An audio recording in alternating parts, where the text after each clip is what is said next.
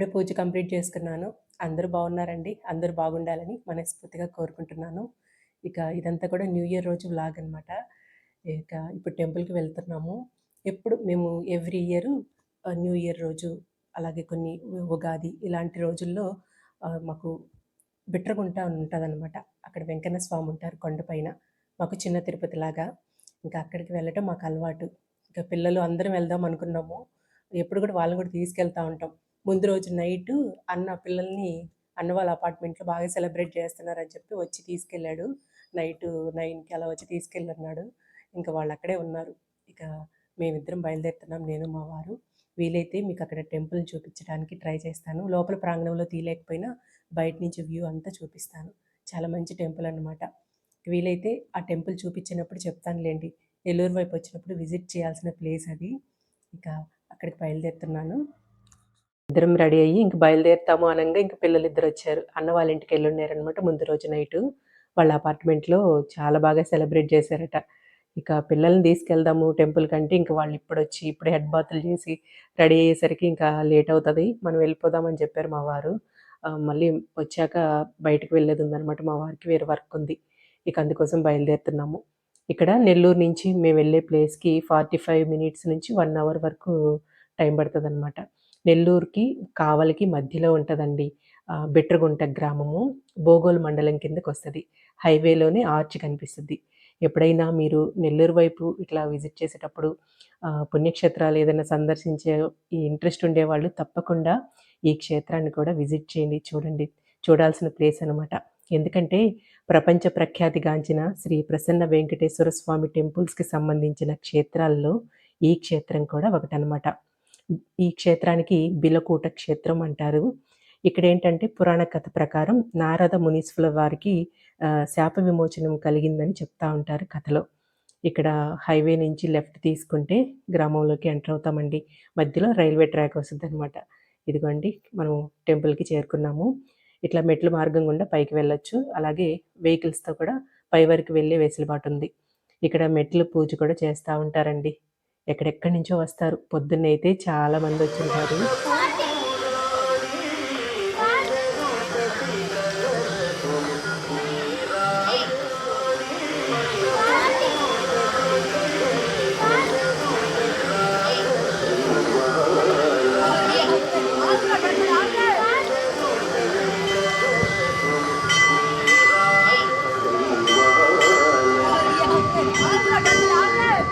కొండపైకెళ్ళగానే చాలా ప్రశాంతంగా అనిపిస్తదండి.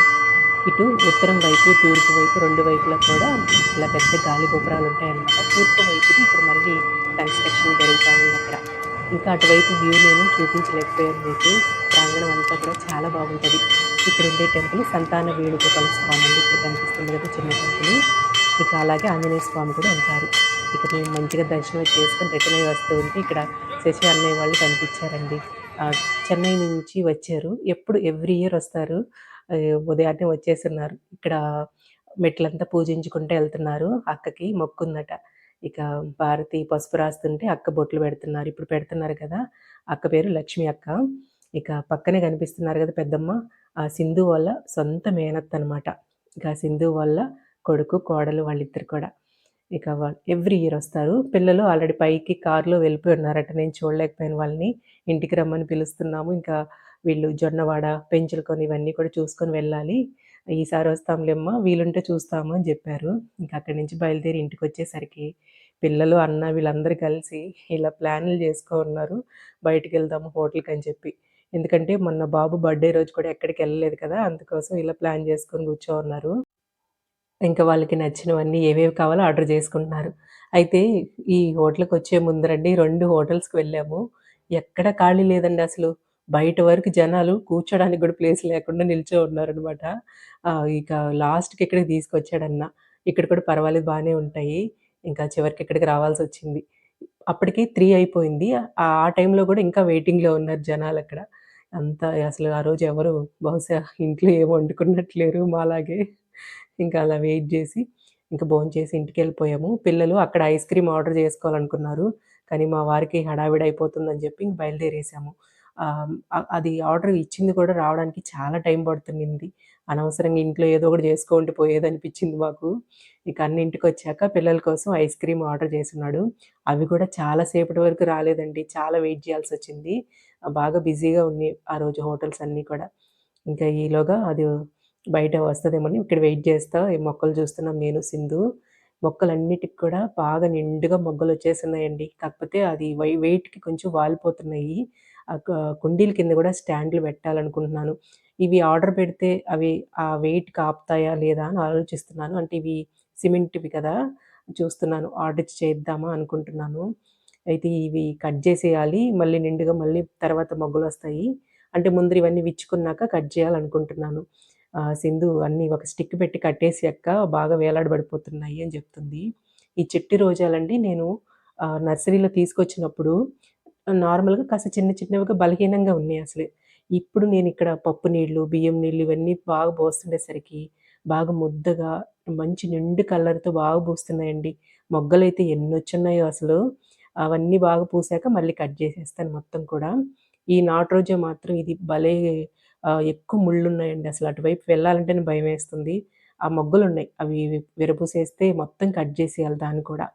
ఇంకా ఒకటి శంకుపూల చెట్టుంటే ఇంక అది ఇటువైపు అల్లిచ్చమని చెప్తుందక్కడ సింధు. ఇటువైపు ఎలాగో మనీ ప్లాంట్ ఉంది గదా! ఇంక అటువైపు అల్లిచ్చేసేయి అక్క చూడ్డానికి బావుంటది. నీకు పూలు అవి కోసుకోవడానికి కూడా బావుంటాయి అని చెప్తుంది. నాకింకా ప్లేస్ లేదండి. ఇక్కడ బాగా పెట్టుకోవాలనిపిస్తుంది ముందర వైపు. ఇంక పైనంటే ఈ ప్లాంట్స్ పై వరకు వెళ్ళాలంటే కొంచెం కష్టం అవుతది ఎవ్రీడే. అందుకే నేను పైనంతా కూడా ఒక 2 డేస్‌కొకసారి వెళ్ళినా ప్రాబ్లమ్ లేని మొక్కలనే పెట్టుకోనున్నాను పైన. ఇంక ఈ మొక్కలన్నీ చూసుకుంటా ఉన్నాము.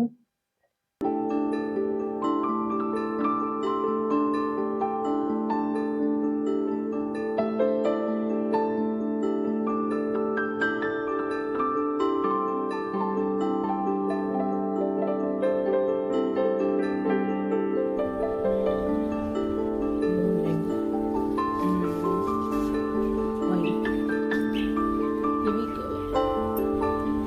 మరీ నిండుగా ముద్దగుండవు రెక్క రోస్‌లాగా వైట్. ఇవి మరీ నిండుగా ముద్దగుండవు. రెక్క రోజ్లాగా రోస్‌లాగా. ఇవి మాత్రం భలే కలర్స్ ఉంది. ఇవి పూసి కూడా 3 రోజులు అయిపోతుంది. పెద్ద కొయ్యను మరీ ఇంట్లో లేవన్నప్పుడు కోస్తా లక్ష్మీ అమ్మవారికి పెట్టడానికి. ఇంకా ఇంట్లో ఉంటే మాత్రం కొయ్యనివి అట్లా వదిలేస్తా. ఇవి ఈ ఇవేంటి పన్నీర్ రోజులు మాత్రం కోస్తా ఖచ్చితంగా. ఎందుకంటే అది నెక్స్ట్ డే పోతాయి కదా. ఇవి మాత్రం ఇవి హైబ్రిడ్ అక్క, ఇదే నాటిది కాదు. అయినా నిలవ వచ్చింది. ఈ నిలువు నాటి అయితే 2-3 రోజులు ఉంటాయి. హైబ్రిడ్ ఏంటంటే నెక్స్ట్ డేకే రాలిపోతాయి. మొక్కలైతే ఫుల్ వచ్చాయి అన్నిటికీ. నెక్స్ట్ కేసర్ వస్తాయి ఇవన్నీ. అది ఆనందం చెట్లు అవును, చూసుకుంటా ఉండొచ్చు. నాకు ప్లేసే లేదు. ఇంకా పైన వేసుకుంటే ఇంకా అస్తమానం వెళ్ళి ఇక్కడ చూసుకోవాలి. అందుకే కొంచెం అవి ఇండోర్ ప్లాంట్స్ కాబట్టి 2 రోజులకు ఒకసారి వెళ్ళినా పెద్దగా ప్రాబ్లం అనిపించదు. ఇంక ఇవి ఖచ్చితంగా వెళ్ళాలి. మ్యాక్సిమం వెళ్తాను, ఎవ్రీడే ఈవినింగ్ వెళ్తాను కాసేపు తిరగడానికి. అక్కడి నుంచి వెళ్ళేసి వచ్చింది ఇప్పుడే హోటల్ నుంచి. అన్న ఐస్ క్రీమ్ బుక్ చేస్తున్నాడు, ఆయన కోసం వెయిటింగ్ ఇక్కడ. ఈ కాసేపులో మొక్కలు చూస్తూ మీకు కూడా చూపిస్తున్నాను ఇక్కడ.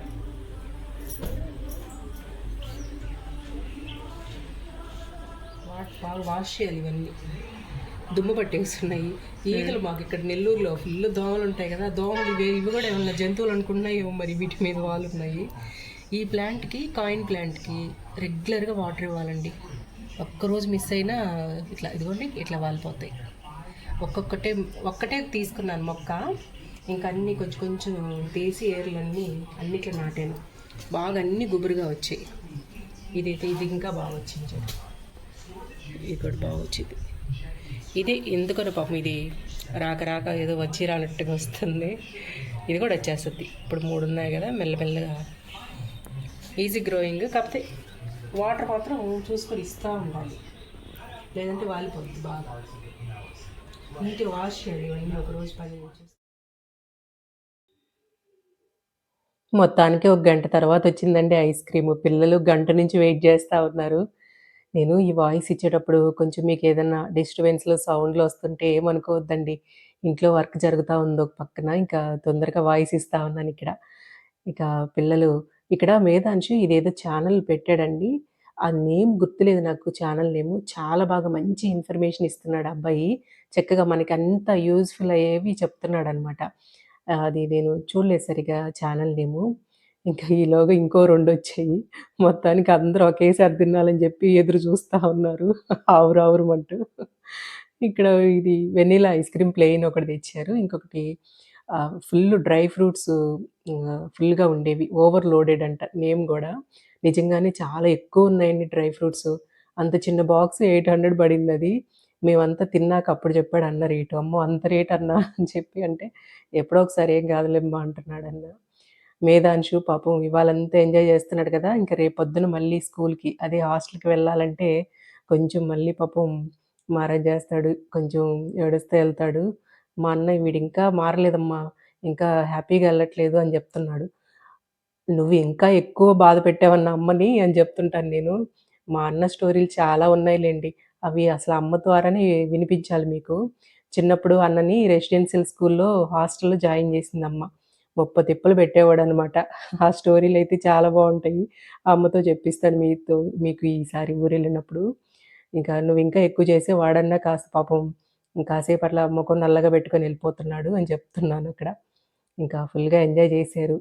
ఆ డ్రై ఫ్రూట్స్‌దయితే భలే ఉండిందండి ఐస్ క్రీము. ఇక ఇవాల్టి వీడియో అంతా గూడా ఇలా జరిగింది. మా న్యూ ఇయర్ అంతా గూడా ఆ రోజు ఇలా బిజీగా గడిచిపోయింది.